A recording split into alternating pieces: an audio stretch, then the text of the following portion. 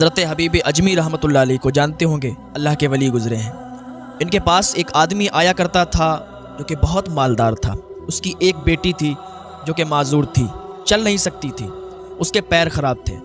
آتا تھا تو حضرت حبیب اجمی رحمۃ اللہ علیہ فرمایا کرتے تھے، اے انسان، توبہ کر لے اللہ کی بارگاہ میں۔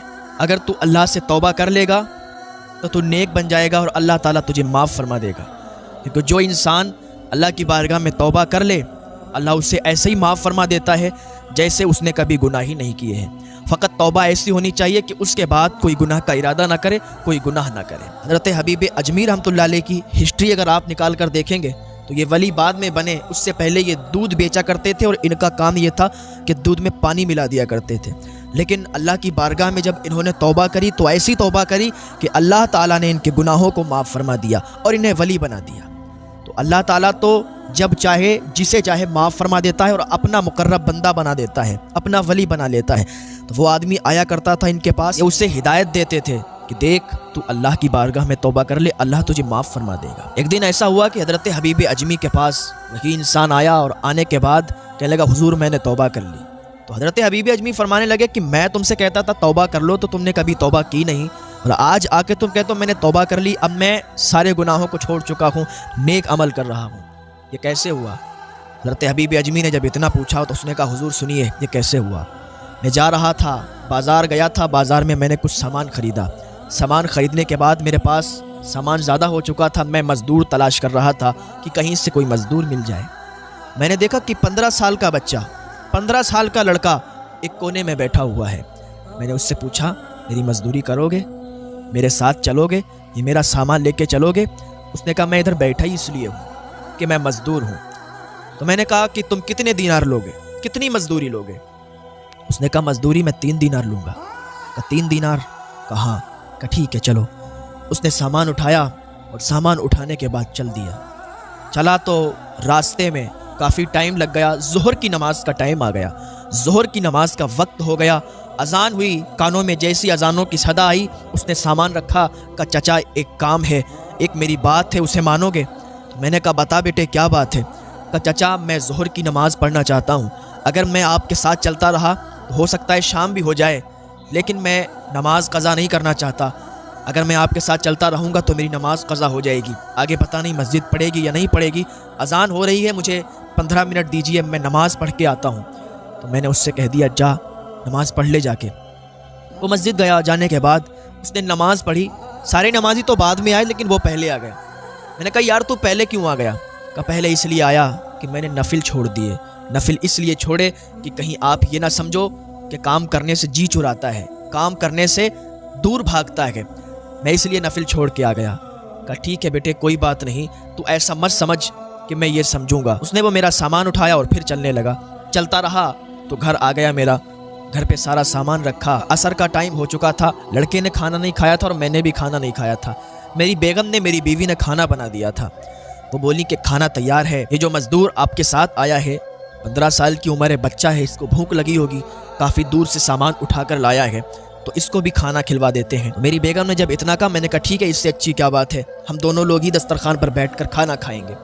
تو میں اس لڑکے کے پاس گیا، حالانکہ بیچ میں نے اس سے کہا تھا بیٹا تجھے زیادہ تکلیف ہوتی ہوگی، سامان زیادہ ہے، لاؤ کچھ دور میں لے چلوں۔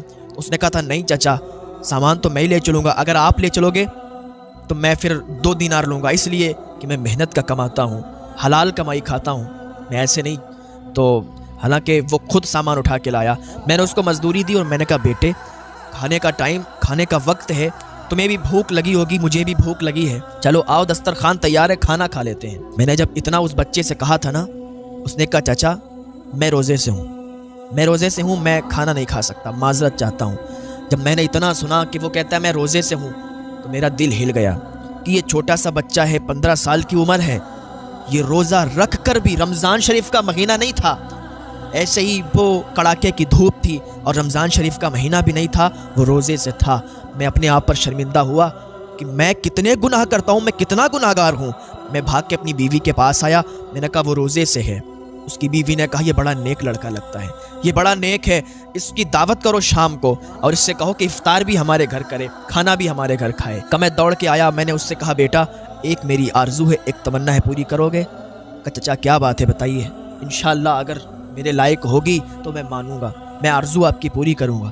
کہا بیٹا میری اور میری بیوی کی تمنا یہ ہے کہ آج افطار آپ میرے گھر کرو اور آج کا کھانا بھی آپ ہمارے ساتھ کھاؤ۔ کہا ٹھیک ہے چاچا، اگر آپ کی یہ آرزو ہے، آپ کی تمنا ہے تو انشاءاللہ میں پوری کرنے کے لیے تیار ہوں۔ آج کی افطار بھی آپ کے یہاں کروں گا اور آج کا کھانا بھی آپ کے یہاں کھاؤں گا۔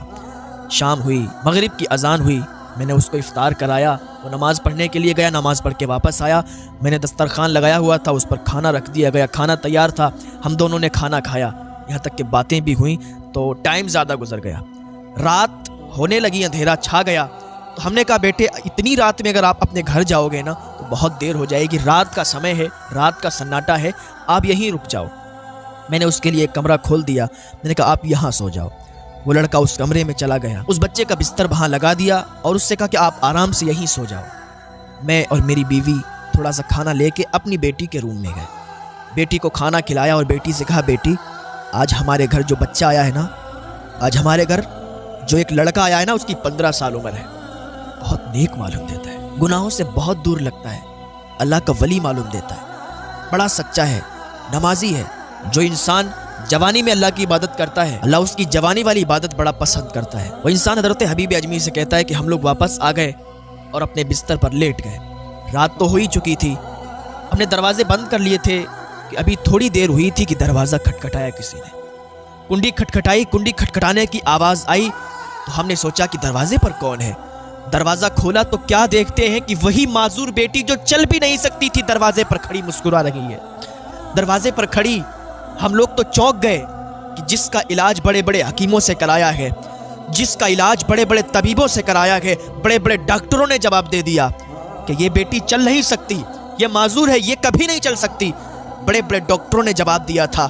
آج ہم لوگ اس بات کو دیکھ کر چونک گئے کہ جو بیٹی چل نہیں سکتی آج وہ دروازے پر کنڈی کھٹکھٹانے کے لیے آئی ہے، دروازہ کھولا تو اپنی بیٹی کو دیکھا ہے کہ چل کے اپنے کمرے سے آئی ہے۔ ہم لوگ تو چونک گئے، بالکل حیرت زدہ ہو گئے، بیٹی یہ کیا ہو گیا، یہ کیسے ہو گیا؟ ڈاکٹروں نے تو تمہیں جواب دے دیا تھا، بڑے بڑے ڈاکٹر، بڑے بڑے حکیموں نے جواب دیا تھا کہ تم نہیں ٹھیک ہو سکتی، اور آج تم اپنے کمرے سے چل کے یہاں تک آ گئی، یہ کیسے ہوا؟ اس نے کہا بابا آپ جاننا چاہتے ہو کہ میں کیسے ٹھیک ہوئی؟ بابا آج جب آپ کھانا کھلانے کے لیے آئے تھے نا، آپ نے کیا کہا تھا؟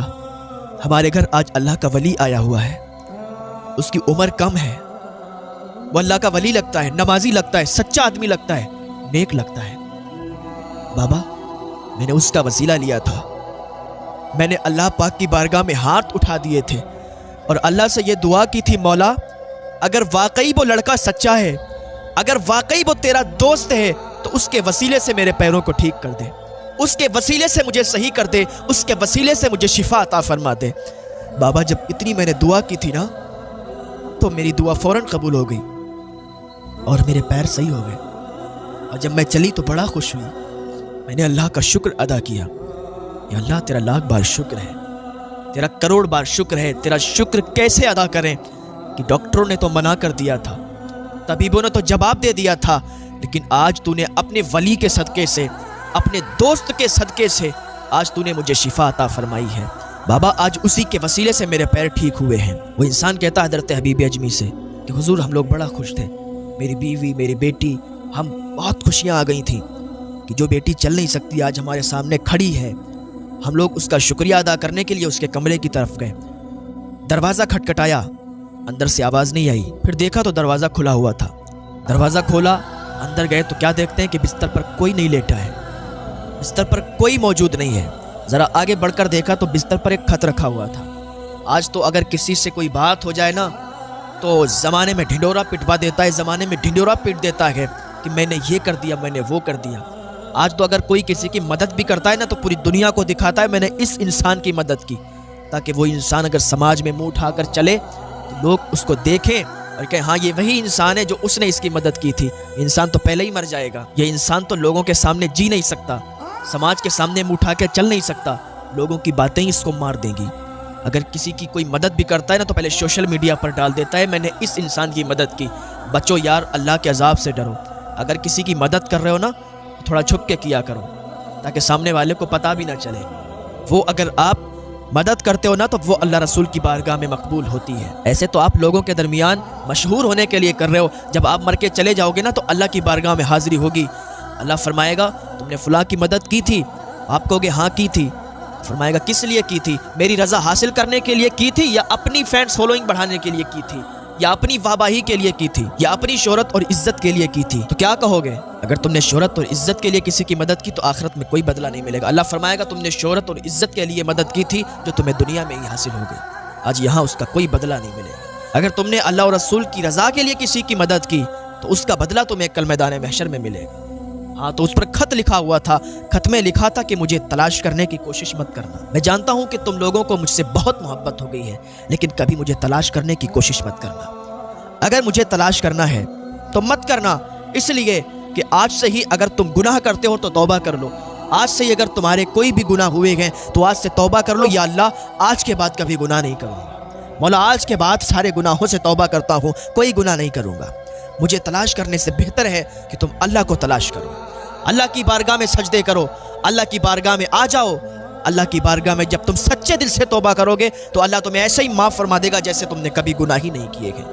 वो इंसान कहता है हुजूर मैंने उस दिन अल्लाह की बारगाह में सच्ची तौबा की थी और सच्ची तौबा करने के बाद आज भी मुझसे कोई गुनाह नहीं हुआ है, और अल्हम्दुलिल्लाह अब मैं बड़ा सुकून हासिल करता हूँ, अल्लाह का जिक्र करता हूँ, और जब अल्लाह का जिक्र करता हूँ तो दिल में सुकून पैदा होता है। हाँ, अला भी ज़िक्रिल्लाहि तत्मइन्नुल क़ुलूब, अल्लाह के जिक्र से दिलों को सुकून मिलता है। अगर कोई ये कहता है नहीं शराब पीने से दिल में सुकून आता है, जुआ खेलने से दिल में सुकून आता है, गीबत करने से दिल में सुकून आता है, चोरी करने से दिल में सुकून आता है, वो गलत है। ये सब टाइम पास है, गुनाह का काम है। अगर किसी चीज़ से दिल में सुकून आता है ना, अला भी ज़िक्रिल्लाहि तत्मइन्नुल क़ुलूब, अल्लाह का जिक्र करोगे तो दिल को सुकून हासिल होगा। अल्लाह की बारगाह में आए, नेक अमल करें, तब दिलों को सुकून मिलेगा।